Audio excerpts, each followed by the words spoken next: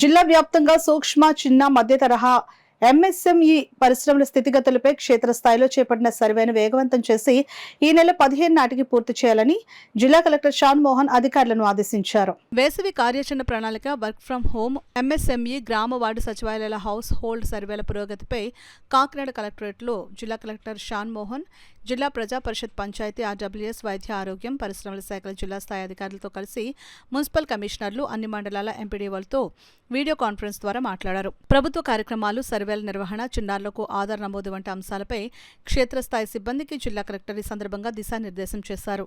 ఈ సందర్భంగా ఆయన మాట్లాడుతూ పరిశ్రమల శాఖ ఆధ్వర్యంలో జరిగే ఎంఎస్ఎంఈ సర్వే ద్వారా వ్యాపారాలకు సంబంధించి ప్రతి షాపు, పరిశ్రమల నుంచి పూర్తి స్థాయిలో వివరాలు నమోదు చేసి ప్రత్యేక యాప్లో సర్వే వివరాలను నమోదు చేయాలని అన్నారు.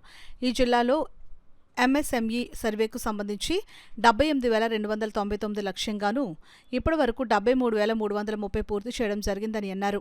మిగిలిన సర్వే ప్రక్రియను వేగవంతం చేసి మార్చి 15 నాటికి పూర్తి చేయాలని జిల్లా కలెక్టర్ అధికారులకు స్పష్టం చేశారు. సమావేశంలో ZP CEO Lakshmanarao, DPO Ravikumar, DM and HO doctor Narasimhanayak, పరిశ్రమల శాఖ DM PH Ganapathi, RWS EE N Bharathi, ఇతర శాఖల అధికారులు తదితరులు పాల్గొన్నారు.